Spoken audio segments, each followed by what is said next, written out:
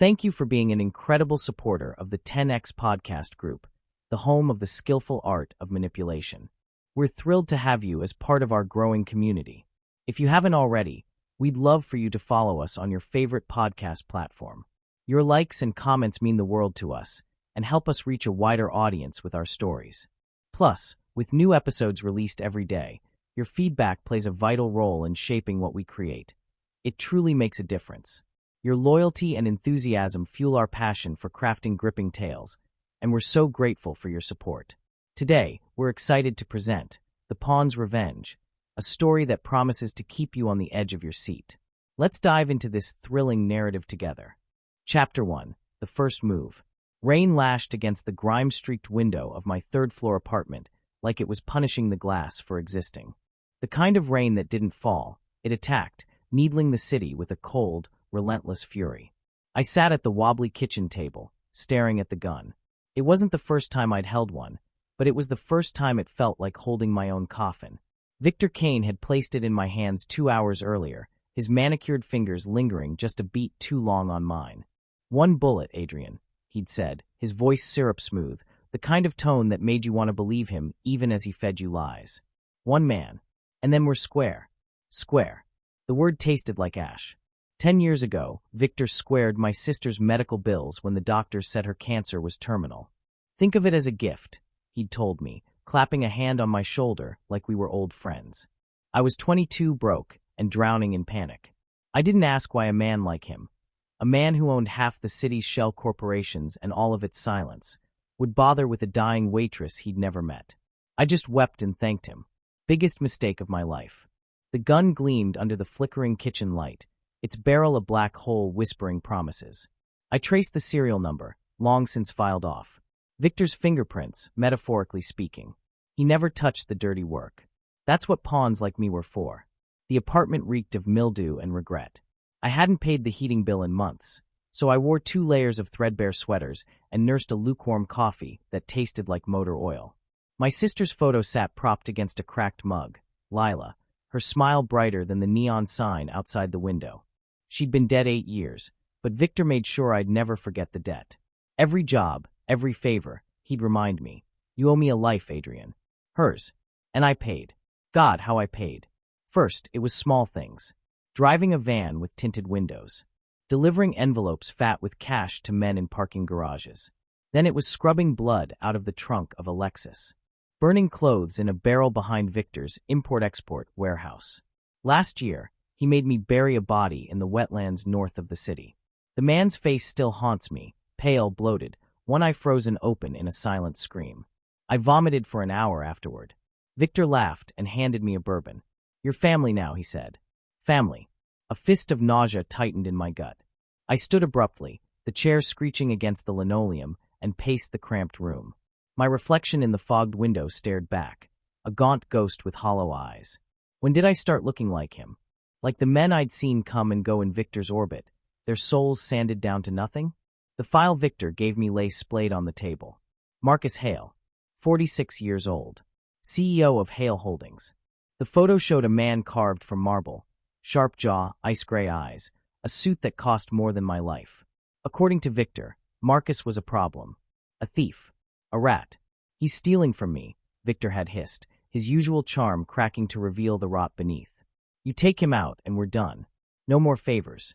No more debt." I wanted to believe him. Needed to. But Victor's promises were like spiderwebs, beautiful until you realized they were traps. Still, what choice did I have? He owned me. Owned the cops, the judges, the silence that followed him like a shadow. If I refused, I'd be the next body in the wetlands. I slumped back into the chair, the gun cold in my grip.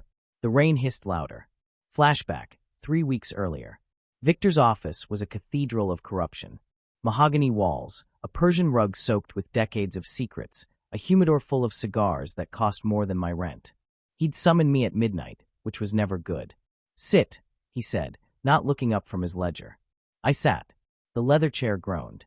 "You've been loyal, Adrian." His gold pen scratched across paper. "Unlike some." I said nothing. Compliments from Victor were landmines.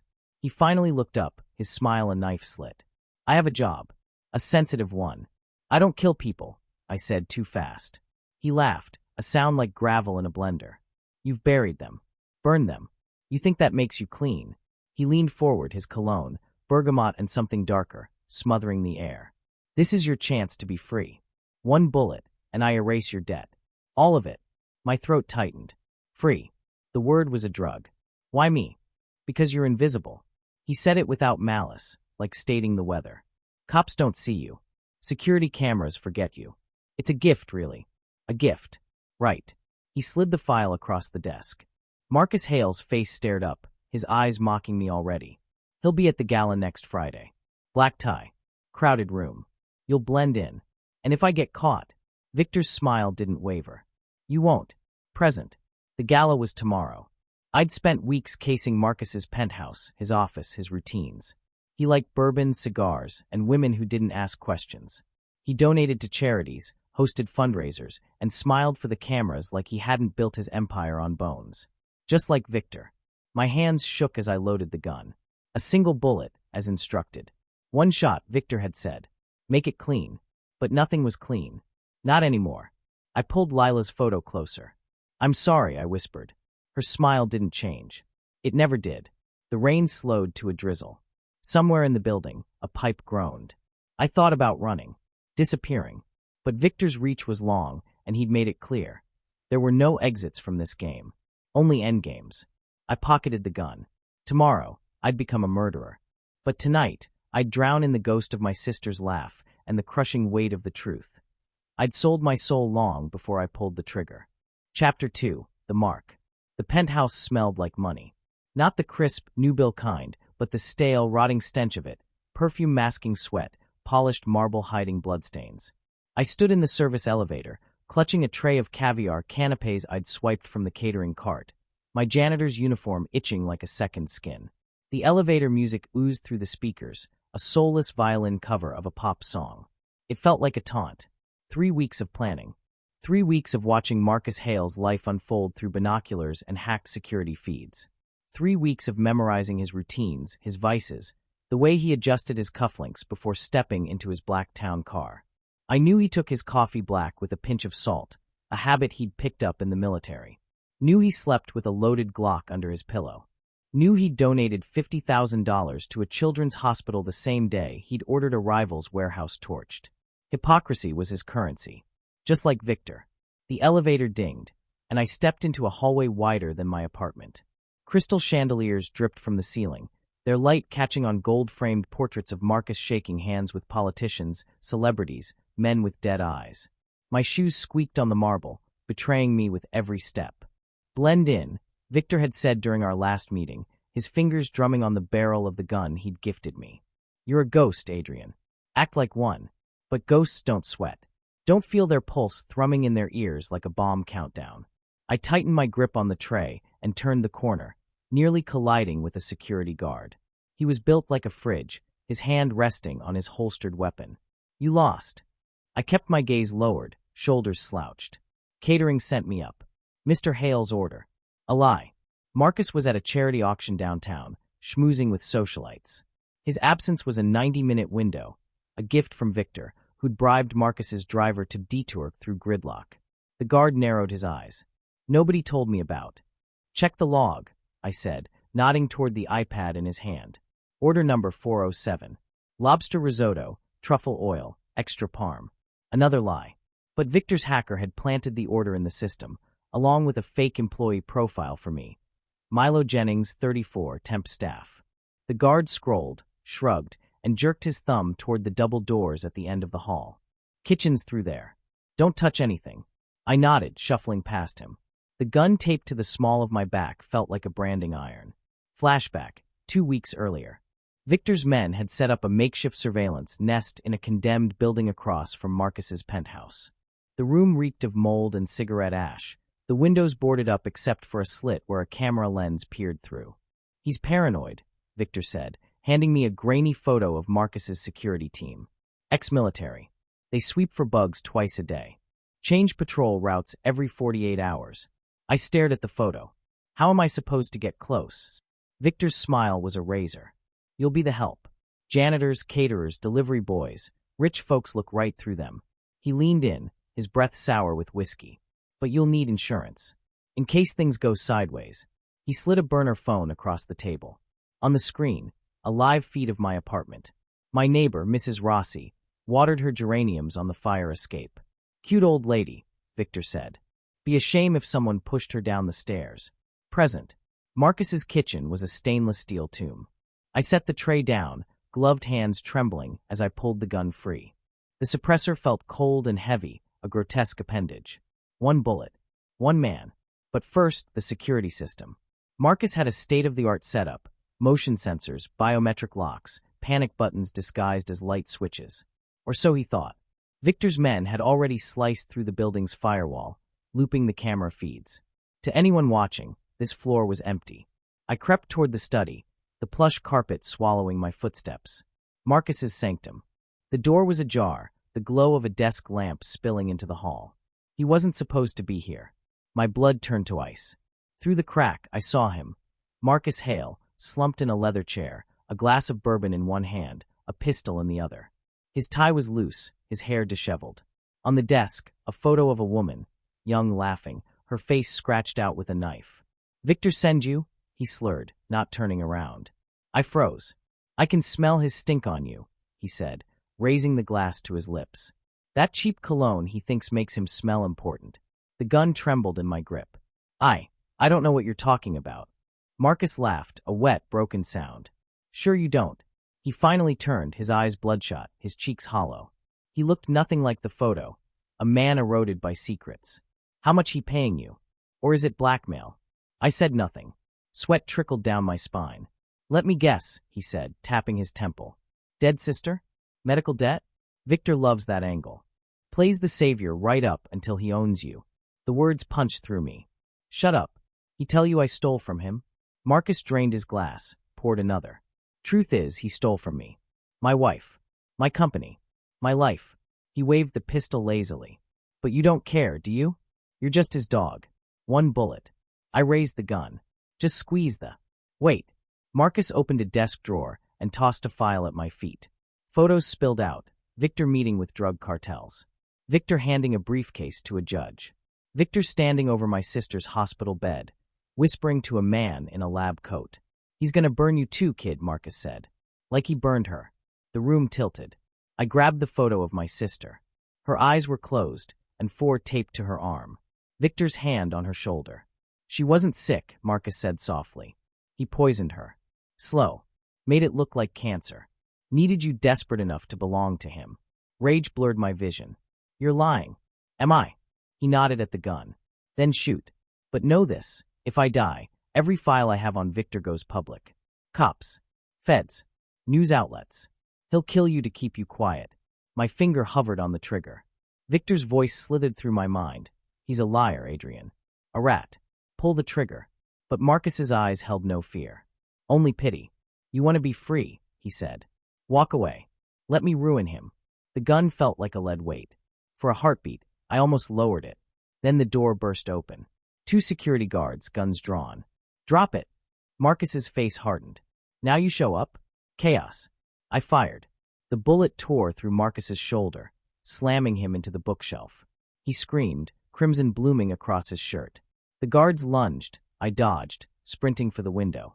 The emergency exit. Victor's plan B. I crashed through the fire escape door, the cold night air biting my face. Sirens wailed below. I clattered down the stairs, the gun still smoking in my hand. He was lying. He had to be. But as I vanished into the alley, Marcus's words followed me, clinging like the stench of blood. You're his dog. Later, Victor found me in the abandoned church where we'd agreed to meet. He backhanded me so hard I tasted copper. You were supposed to kill him. He knew. I spat. He knew you sent me. Victor's laugh was a snarl. Of course he did. I told him. The confession hit me like a bullet. What? Had to make it look real, he said, lighting a cigar. Marcus thinks he's playing me. Thinks those files of his matter. He blew smoke in my face. But here's the truth, Adrian. Tonight, you didn't just shoot Marcus. You shot his mistress. The woman he's been hiding in Milan. He tossed a photo on the pew. The woman from Marcus's desk, her face not scratched out but burned, her body lying in a pool of blood. You framed me, I whispered. Framing implies subtlety. Victor said. "This is a message. Now Marcus will come for you. And when he does," he patted my cheek, "you'll put him down for good." I stared at the photo. The woman's dead eyes mirrored my sister's. One bullet. One man. But Victor had already reloaded. Chapter 3. The Unraveling. Victor's mansion loomed over the cliffside like a gargoyle, its windows glowing amber against the bruised purple sky. I sat in my car at the base of the driveway, engine idling, fingers gripping the steering wheel so tight the leather groaned. Marcus Hale's blood had dried under my nails, crusted in the creases of my knuckles. I'd scrubbed my hands raw in a gas station bathroom, but the stain wouldn't lift. "You're his dog." Marcus's voice had become a parasite, burrowing into my skull. I'd replayed the shooting 100 times. The way his body jerked when the bullet hit. The look in his eyes, not fear, not anger, but something worse, disappointment. Like he'd expected better from me. The burner phone in my pocket buzzed. A text from Victor. "Come. Now." I killed the engine and stepped into the biting coastal wind. The ledger I'd stolen from Marcus's study weighed heavy in my jacket, its pages stuffed with numbers that didn't add up. Payments to offshore accounts. Shell companies with names like Blackthorn Holdings and Vesper Solutions. And my name, circled in red ink beside a $2.3 million withdrawal dated the week Lila died. The mansion's front doors swung open before I could knock. Victor's butler, Graves, stood silhouetted in the foyer light. He was a cadaver in a tuxedo, his face all sharp angles and cold disdain. "He's waiting in the study," Graves said, not bothering to hide his smirk. "Try not to track filth on the rug." The rug in question was a 19th century Persian worth more than my life. I made sure to stomp mud on its frayed edges as I followed him down the hall. Victor's study smelled of cedar and decay. He stood at the floor-to-ceiling window, back to me, swirling a glass of bourbon. The city glittered far below, a galaxy of lies. "You missed," he said, not turning around. I tossed the ledger onto his desk. It skidded, knocking over a framed photo of Victor shaking hands with a senator I recognized from the news. "He knew your name. Knew you sent me." "How?" Victor sipped his drink. "Marcus has always been observant." "Bullshit." I flipped the ledger open to the page with my name. "You took money from him. $2 million, 3 days before Lila's diagnosis." "What did you buy?" For a heartbeat, his shoulders stiffened. Then he laughed, low and venomous. "You think you've uncovered some grand conspiracy, Adrian? Those numbers are his thefts. His betrayals. Then explain this." I slammed a crumpled hospital invoice on the desk. Lila's final bill, stamped paid in full by Victor's foundation. The doctors said her cancer was rare. Untreatable. But Marcus told me. Marcus lied. Victor snapped, finally facing me. His eyes were black pits. He'd say anything to save his own skin. Then why does he have photos of you in her hospital room? The silence that followed was thick enough to choke on. Victor set down his glass, the click of crystal onward unervingly precise. "You've been busy," he said softly. Flashback, 8 years earlier. The hospital hallway fluorescents buzzed like wasps. Lila's room was at the end of the hall, door slightly ajar. I'd just gotten off my shift at the docks, reeking of fish and diesel, but she never cared. "Hey, Bug," I whispered, pushing the door open. She wasn't alone. A man in a tailored charcoal suit stood by her bed, his back to me. Lila's wrist was clasped in his hand, her face pale as the sheets. "Assure you, Ms. Voss, this is the best option," the man said. "The trial medication is very promising." I need to discuss it with my brother," Lila rasped. "Time is a luxury you don't have." I stepped forward, fists clenched. "Get away from her." The man turned. Victor Caine. Younger, but already carved from ice. "Ah," he said, smiling. "The brother. Present." Victor rounded the desk, his movements predator smooth. "You were never supposed to see those photos. You poisoned her." The words tore out of me, ragged and raw. "Made her sick so I'd owe you." He chuckled. "Poison so crude. I simply expedited nature." He opened a drawer, pulled out a syringe filled with viscous amber liquid. A hormone accelerator. Untraceable. It didn't cause the cancer, just helped it along. The room tilted. I lunged for him, but Graves materialized behind me, pressing a gun to my temple. "Careful," Victor purred. "You're still useful." I spat at his shoes. "Go to hell." "Already there." He nodded to Graves. "Show him." The butler dragged me downstairs to the vault, a steel tomb hidden behind a painting of Victor's dead wife. Inside, filing cabinets, hard drives, a wall of monitors playing surveillance feeds, and a shelf labeled Adrian Voss. Photos of me following Marcus, blueprints of his penthouse, a USB drive labeled Lila. Graves shoved me into a chair and cuffed my wrists to the armrests. Enjoy the show. The screen flickered to life. Lila's hospital room. Victor stood at her bedside, holding the syringe. This will help you sleep, he cooed. She turned her head away. Where's Adrian? Working. He injected the fluid into her fore. But don't worry. I'll take care of everything. The video cut to the night she died. Me, slumped in the hallway chair, half asleep. Victor slipping into her room. His hand over her mouth, pinching her nose shut. Her legs thrashing, then still. I vomited. Graces uncuffed me with a sneer. He wants you upstairs. The deal. Victor waited in the study, the syringe now empty. You have two choices, he said.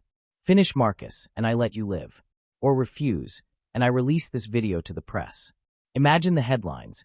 Grieving brother kills hospital staff in deranged rampage. He tossed a news article draft onto the desk, my face photoshopped into a mugshot. You're a monster, I whispered. We both are. He pressed a fresh gun into my hand. Marcus is at the docks. Warehouse 17. End him, and I'll burn the footage. The gun felt alive, hungry. I could have turned it on him. Should have. But Lila's face filled my vision, her last smile, her whispered love you bug. I pocketed the gun. Victor smiled. Good dog. Warehouse 17. The docks reeked of salt and diesel. Warehouse 17 was a rusted skeleton, its doors creaking in the wind. Inside, Marcus knelt on the concrete, hands bound, face swollen and bloody. Victor's men had already softened him up. He looked up as I entered. Knew he'd send you. I aimed the gun. Any last words? Yeah. He grinned, red teeth gleaming. Check your pockets. A phone buzzed. My phone. A video notification. Live feed, Victor's vault. On screen, Graves, stacking gasoline cans around the files. Marcus laughed. He's gonna burn it all. Your sister's records. The truth. You. The gun trembled. Why tell me? Because I want you to know, he coughed. You're not the only one he betrayed. A shout outside. Sirens. I pulled the trigger. Click. Empty. Marcus's laugh echoed as I ran, the warehouse erupting in flames behind me. Victor's voice crackled through an earpiece I hadn't realized I was wearing. Game over, Adrian. Chapter 4. The Puppeteer. The city's underbelly had become my chapel, its alleys my pews. I spent nights in a flophouse above a meth den, the walls throbbing with the screams of addicts and the reek of burnt plastic. Victor's men were hunting me. So were Marcus's. And the cops. And the feds. My face plastered on every screen, every newspaper. Adrian Voss. Armed and dangerous. The photo they used was my old DMV picture. My eyes hollow, my smile forced. Lila had taken it. You look like a serial killer, she joked. I hadn't slept in 72 hours. Paranoia was my new pulse. Every shadow breathed. Every engine backfire was a gunshot. But in the cracks between fear and rage, I'd found clarity. Victor had taught me how to rot a man from the inside. Now I'd return the favor. The first thread. Victor's empire was built on 3 pillars: his nightclubs, his shipping contracts, and his girls. The latter weren't just escorts. They were honey traps, armed with wiretaps and blackmail fodder.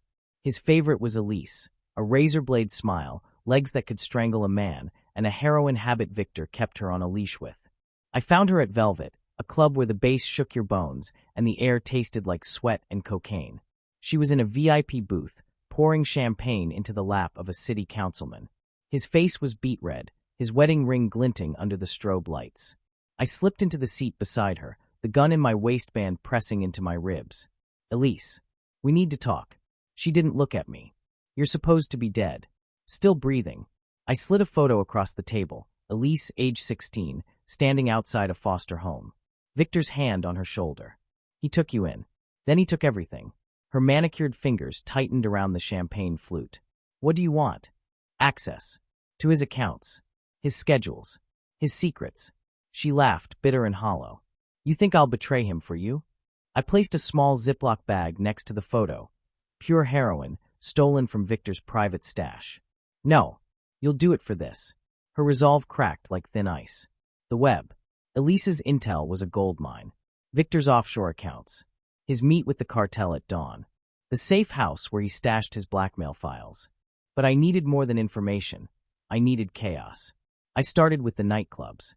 Hired a crew of tweakers to plant child porn on the servers. Called in anonymous tips to Vice.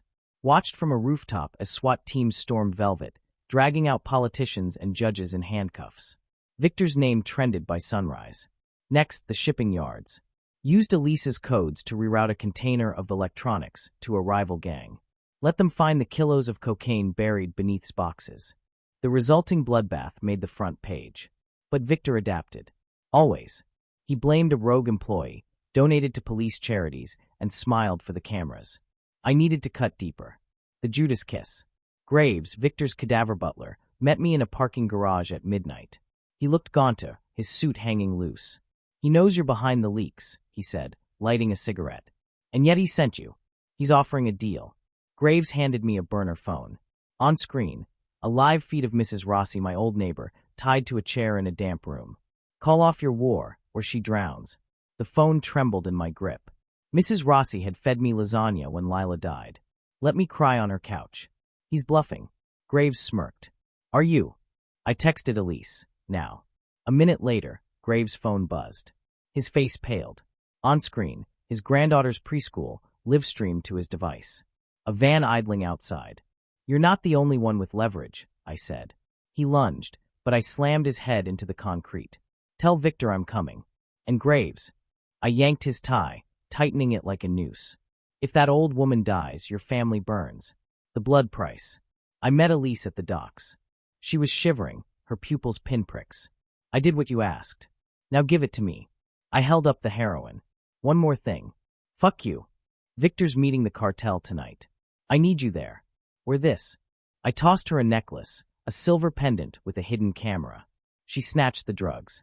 "He'll kill me. He'll kill you anyway." I stepped closer. "You think he'll let you retire? You're a witness, Elise.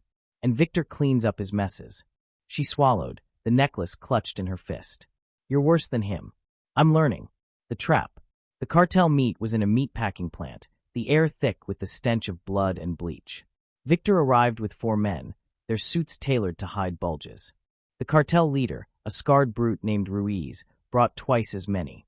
Elise stood by Victor's side, the pendant glinting. I watched the feed from a van outside, my finger on the detonator. "You've lost control, Caine," Ruiz sneered. "My product's getting seized. Cops are crawling up my culo. You promised protection." Victor's smile was ice. "Temporary setbacks. My new partner will ensure." "Partner?" Ruiz drew a pistol. "You think I'll answer to some phantasma?" Elise's hand slipped into her purse. "Wait," Victor said calm. "Let's discuss this like." Elise lunged, stabbing a syringe into Ruiz's neck. He convulsed, foaming at the mouth. Chaos erupted. Gunfire. Screams. Victor grabbed Elise's arm. "What the hell did you?" She kissed him, deep and desperate, then jammed the syringe into his thigh. "For my sister." Victor staggered, his face purpling. "You bitch." I pressed the detonator. The explosion blew the roof off. The fallout. Elise's body was found 3 blocks away, neck snapped. Victor survived, barely. ICU, critical condition. The news cycled the footage of Ruiz's men dragging Elise from the flames, her pendant catching the light. But in the chaos, I'd raided Victor's safe house. Stole every file, every tape. And left a parting gift. Mrs. Rossi's address, sent to every gang Victor had ever crossed. The pawn had become the blade. And the board was mine. Chapter 5, The Checkmate. The ICU smelled like antiseptic and hubris. I stood outside Victor's room, disguised in scrubs and a surgical mask, watching his chest rise and fall through the glass.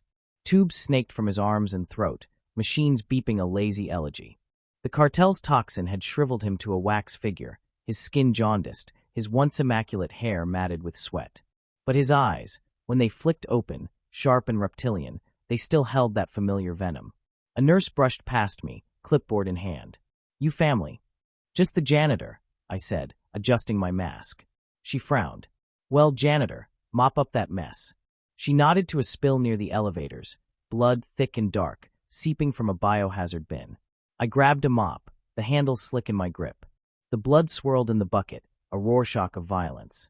My violence. My mess. But Victor wasn't the only one bleeding. The first move. 3 days earlier, I'd broken into Victor's penthouse. His security system was a graveyard of cut wires and shattered cameras. The place had been ransacked, furniture gutted, paintings slashed, the floor littered with shredded documents. His enemies had picked the carcass clean, except for the vault. Behind a false wall in his study, I found it, a titanium door with a retinal scanner. Victor's real treasure. I dragged Graves there at gunpoint, his hands zip-tied, his left eye swollen shut. "Open it," I said, shoving him toward the scanner. He spat blood. "You think he'd trust me with access?" I pressed the gun to his kneecap. "Try." The scanner beeped red. Graves laughed, a wet, gurgling sound. "Told you. He doesn't trust anyone." I shot him in the foot. He screamed. "Try again." The scanner beeped green. "Liar." The vault hissed open, revealing stacks of gold bars, diamonds in velvet sacks, and a wall of hard drives labeled Damocles. I grabbed a drive at random, plugging it into Victor's laptop. Files. Hundreds. Blackmail on senators. Drug routes. Payoffs. And a folder titled Adrian Voss. Inside, surveillance logs of my entire life. My first job interview. My first kiss. Lila's funeral. And a video timestamped 2 weeks before her diagnosis. Victor, leaning over her sleeping form, slipping a vial of liquid into her fore. "Sweet dreams, little sister," he whispered. I vomited into a gold-plated trash can. The second move. I met Marcus Hale in a derelict church, its pews rotting, stained glass shattered by time and neglect. He limped in, leaning on a cane, his face a patchwork of scars and fury. "You look like hell," I said. "You smell like it," he shot back, collapsing into a pew. "Why the fuck should I trust you?" I tossed him the Damocles drive. "Because Victor's going to wake up. And when he does, he'll come for both of us." Marcus scrolled through the files, his jaw tightening. "This proves nothing. Just more of his games. Check the metadata." I handed him a printout. Timestamps. Locations. Bank trails. It's all there. He's been laundering through your charities, your shell companies. You're not his rival, you're his fall guy. Marcus's cane cracked across my shin. I hit the floor, pain spidering up my leg. "You think I don't know that?" he hissed. "You think I'm some puppet?" I grabbed his cane, yanking him down. "We're all puppets. But I know where the strings are." He stared at me, breathing hard. "What's your play?" "Burn it all. Leak the files. The accounts. The truth. And then what?" "Then we kill him." Marcus smiled, a jagged, broken thing. "You're crazier than he is. I'm learning from the best." The sacrifice. The leak went viral at 3 a.m. News anchors tripped over phrases like unprecedented corruption and criminal empire. Senators resigned. CEOs jumped from windows. The NYPD raided Victor's properties, seizing everything but the vault. I'd emptied it the night before, the gold and diamonds now buried in a storage locker under a fake name. But Victor's true weapon wasn't his money. It was his reach. At dawn, a car bomb detonated outside Marcus's penthouse. His bodyguards' remains decorated the sidewalk like confetti. Marcus called me, his voice raw. "He's awake." I froze, the phone slippery in my hand. "How?" "Money. Power. Hate." A cough, wet and ragged. "He's coming for you, Adrian. And he's not alone." The line went dead. The endgame. Victor's mansion was a fortress again, armed men patrolling the gates. I watched through binoculars from a neighboring cliff, the wind clawing at my coat. Graves' granddaughter's pink hair ribbon was tied around my wrist, insurance. At midnight, the guards changed shifts. I slipped through the blind spot, scaling the cliff face with crampons and sheer spite. Victor's bedroom balcony loomed above, its curtains fluttering like ghostly hands. He was waiting. "Took you long enough," he rasped, propped up in bed, a pistol in his lap. The machines still beeped beside him, their cables snaking under his silk pajamas. I stepped inside, gun raised. "You look like shit. You look like a corpse." He coughed, blood speckling his lips. "But here we are. Where's Lila's video?" "Safe. Along with copies. Kill me, and it goes public. I'll take that chance." He laughed, a rattling wheeze. "You still don't get it, do you? This was never about her. It was about you." He tapped his temple. "I needed someone with nothing to lose. Someone malleable." "You're lying." "Am I?" He pressed a button on the nightstand. The TV flickered to life, showing a live feed of my storage locker. Men in tactical gear were loading the gold into trucks. "You stole from me. Now I'll steal from you." "Poetic, no." I aimed at his head. "Goodbye, Victor." "Wait." He lifted a trembling hand. "I'll trade you." The video for the Damocles files. Why would I trust you? Because I'm dying. He yanked open his pajama shirt, revealing a chest mottled with purple lesions. The toxin's irreversible. I've got weeks. Let me die in peace, and the truth dies with me. I hesitated. The gun wavered. Victor's finger twitched toward the panic button under his sheets. I pulled the trigger. Click. Empty. He grinned, pulling out his own gun. Checkmate. The bullet tore through my shoulder before I could move. I crashed through the balcony doors, glass shredding my skin, and plummeted toward the rocks below. The last thing I heard was Victor's laugh, a dying man's requiem. Chapter 6. The Truth. The rocks below Victor's cliff were jagged teeth, hungry and unforgiving. I hit them like a sack of wet cement, my body snapping against the stone, the icy spray of the Atlantic clawing at my wounds.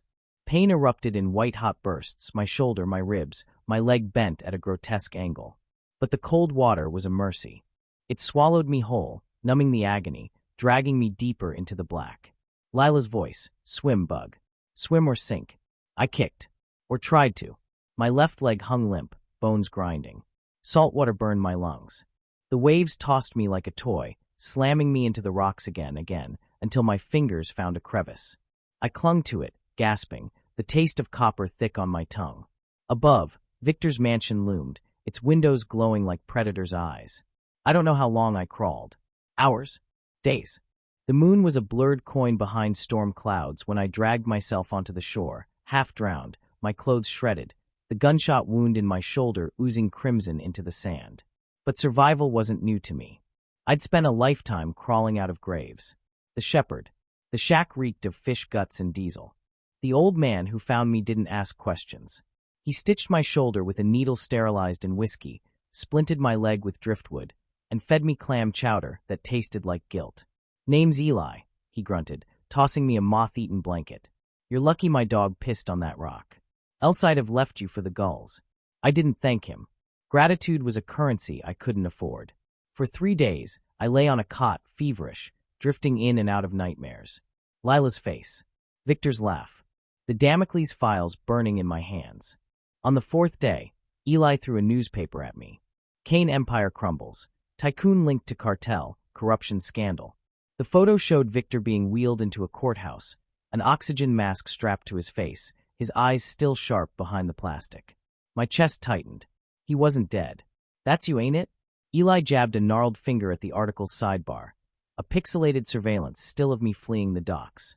Adrian Voss. Fugitive sought in connection with bombings, murder. I met his gaze. You gonna turn me in? He spat into a rusted bucket. Ain't my business. But the boys at the marinas got a $2 million bounty on your head. Word travels fast when you stink of blood. I stood, my legs screaming. I'll go. Sit down, idiot. He tossed me a greasy rucksack. Got something for you. Inside, a burner phone, a .38 revolver, and a keycard labeled Blackthorn Facility, Level 5. Found it in your pocket when I dragged you in, Eli said. Figured you'd want it back. The keycard. From Victor's vault. The ghost in the machine. Blackthorn Facility was a concrete tumor on the outskirts of the city, hidden behind a chain-link fence and no trespassing signs. Victor's private research lab, according to the Damocles files. The place where he'd developed the toxin that killed Elise. Where he'd experimented. I broke in at 3 a.m., the keycard granting me silent passage through steel doors. The halls were sterile, lit by flickering fluorescents, the air thick with the stench of chemicals and decay. Lab rats scurried in cages, their eyes glowing red in the dark. Room 5B was a morgue. Freezers lined the walls, each labeled with a name and date. I opened one. Lila Voss. My knees buckled. She lay there, preserved, her skin waxy, her hair still streaked with the pink dye she'd loved at 19.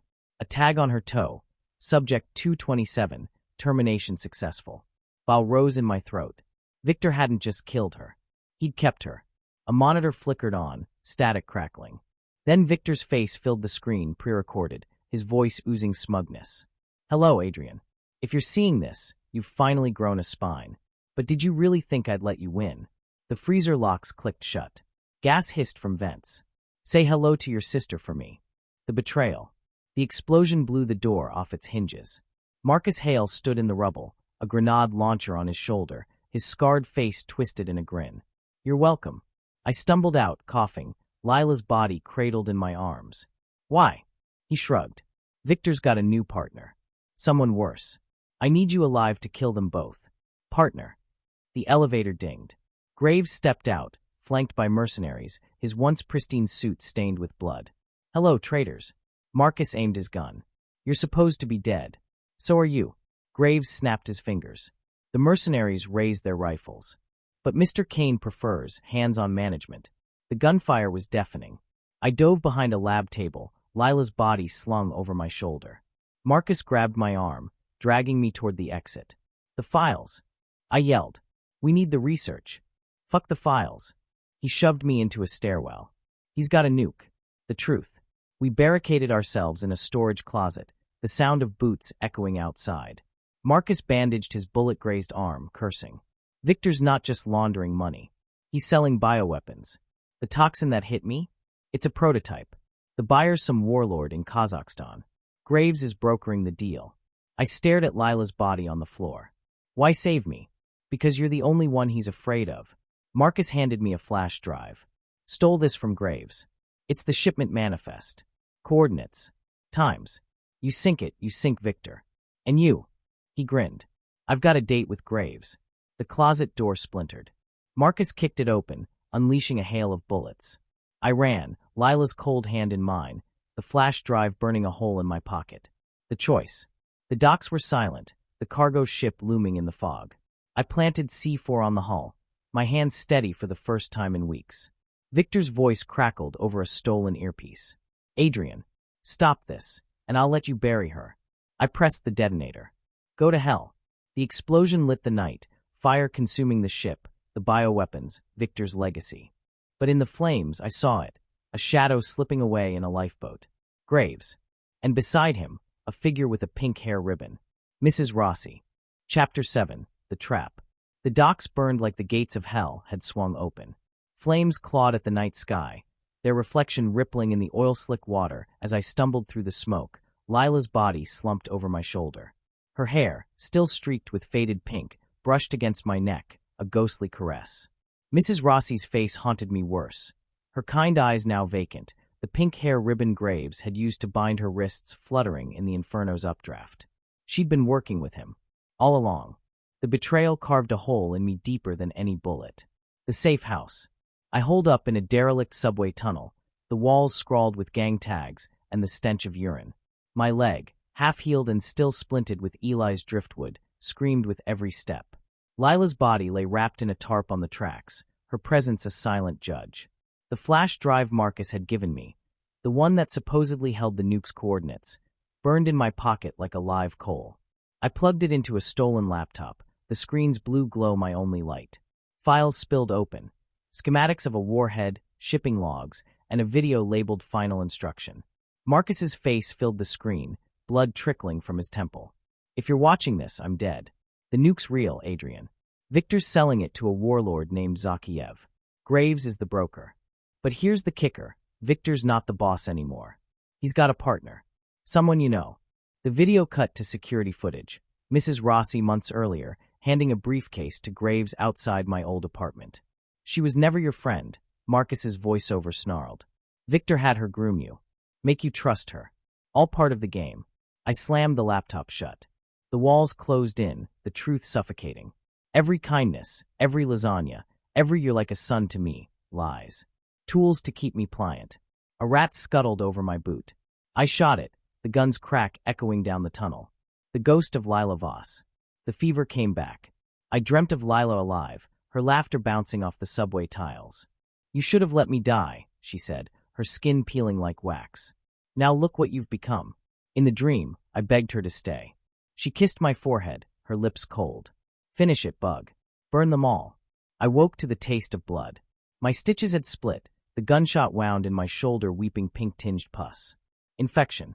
Death's first whisper. But I couldn't die yet. The shepherd's price. Eli found me 2 days later, his face lit by a flickering flashlight. City's crawling with Graves' men. They're offering a Bentley for your head. I aimed the .38 at his chest. You here to collect? He tossed me a grease-stained paper bag.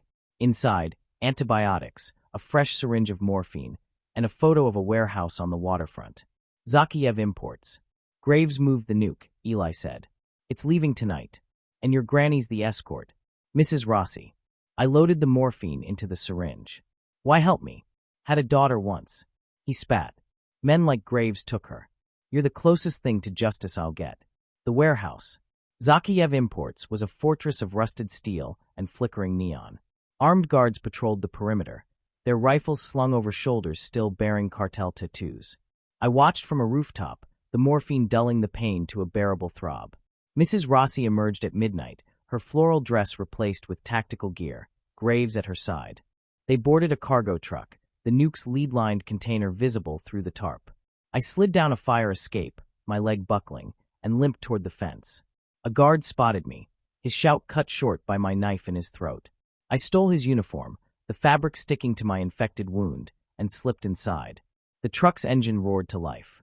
The confrontation. I climbed into the container, the nuke's metallic bulk humming with lethal energy.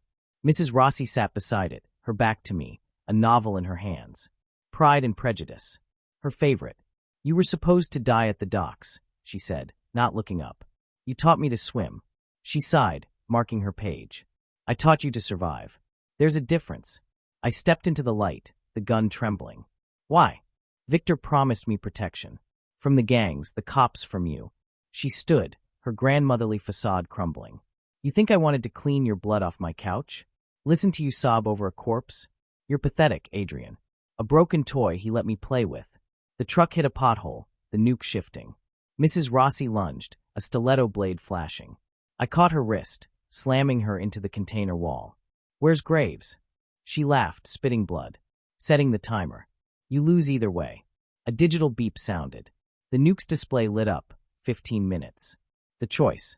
I handcuffed Mrs. Rossi to the container and climbed into the cab. Graves grinned from the driver's seat, a detonator in his hand. Tick-tock, Adrian. I shot him. The bullet tore through his throat, his foot slamming the gas as he died. The truck veered, crashing through the warehouse doors and careening toward the harbor. The nuke's timer, 7 minutes and 23 seconds. I dragged Graves' corpse aside, seizing the wheel. The harbor loomed, a dead end. Mrs. Rossi's screams echoed from the container. I floored it. The dive. The truck plunged into the bay, water swallowing the cab. I kicked the window open, salt water stinging my wounds. The nuke sank, its timer glowing green in the depths. 1 minute and 15 seconds. Mrs. Rossi's face pressed against the container's window, her fists pounding. Bubbles streamed from her lips. A plea. A curse. I swam. The explosion tore the harbor apart, the shockwave punching my ribs. Debris rained, burning metal, body parts, pages of Pride and Prejudice. I floated amidst the wreckage, watching the firelight dance on the waves. Somewhere, Victor was laughing. Chapter 8. The Sacrifice. The harbor's black water clung to me like a second skin, the taste of salt and diesel sharp on my tongue. I crawled onto the jagged rocks of the break wall, my lungs heaving, every breath a knife dragged through my ribs. Behind me, the bay still churned with debris, burning shrapnel, the skeletal remains of the truck, and the pale, bloated hand of Mrs. Rossi floating just beneath the surface, her pink hair ribbon tangled around her wrist. I vomited seawater and blood, my body shaking with cold and rage. Victor had won again. But not for long. The Devil's Hospital. I limped through the city's underbelly, a stray dog with a death wish. The infection in my shoulder had turned my flesh green and weeping, the stench drawing flies. I needed medicine. A bullet. Or both. The Blackthorn facility loomed ahead, its windows dark, its gates hanging open like an invitation. Victor's lab, the place where he'd turned Lila into an experiment, where he'd stored her corpse like a trophy. Finish it, Bug, her voice whispered in my ear. The security system was offline, the halls littered with broken glass and abandoned files. I found the pharmacy cabinet raided, painkillers and antibiotics long gone. But in the back of a storage closet, behind a rusted mop bucket, I found her. Lila's body lay on a gurney, still preserved, her face serene under the glow of emergency exit signs. Someone had dressed her in a hospital gown, her hands folded over a slip of paper. You were never supposed to see this. Victor's handwriting. I unfolded the note, my vision blurring. Adrian, betrayal is a language you've yet to master. You think you've lost. This was always the endgame. Come find me. VC. Beneath the note, a a syringe filled with neon blue liquid. VX9, the label read. Neurotoxin. Immediate fatality. A gift. A taunt. A challenge. The Judas kiss. Eli found me in the lab, his flashlight beam cutting through the dark. You look like hell's doormat. I didn't lower the gun. How'd you find me? He tossed me a phone, the screen showing a news alert. Fugitive Adrian Voss linked to harbor bombing. Considered armed and psychotic. You're famous, he said. Graves boys are offering a cool 5 mil for your corpse. Even got a tracker on you. He pointed to my shoulder. That infection's got a microchip. Victor's tech. I dug my fingers into the wound, screaming as I clawed out a tiny metal bead. The world swam, black at the edges. Eli caught me before I hit the floor. You're gonna die if we don't clean that. He grinned, teeth yellow in the dim light. I want my cut. 50-50. The Safe House Massacre. Eli's clinic was a meth lab in a trailer park, the air thick with ammonia and despair. He stitched my shoulder with fishing line and poured moonshine over the wound, the pain so sharp I bit through my lip. You're lucky I like you, he said, tossing me a bottle of vodka. You don't like anyone. True. But I hate Victor. He spat into a coffee can. Bastard bought my daughter's debt. Made her swallow a bomb when she tried to run. I stared at him. Why tell me? Because you're gonna kill him. He slid a map across the table, a waterfront estate circled in red. Caine residence. Party tonight. Big donors. Politicians.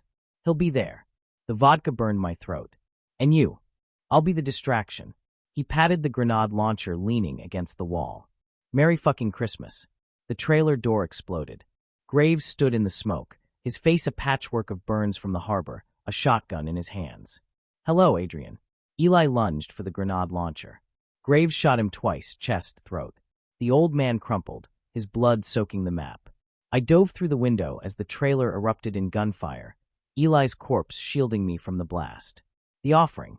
Victor's estate was a gothic monstrosity, all spires and gargoyles, lit by floodlights that turned the night into day. Limos lined the driveway, their passengers spilling out in glittering gowns and tuxedos, laughing like the world wasn't ending. I slipped through the servants' entrance, the VX9 syringe tucked in my sleeve. The kitchen staff ignored me, too busy plating caviar and champagne to notice the bloodstained janitor. The ballroom was a nightmare of opulence. A string quartet played Vivaldi as senators and socialites waltzed beneath crystal chandeliers. And there, at the center, was Victor, alive, thriving, his skin grafted and polished, his smile a scalpel. He raised a glass as I stepped into the light.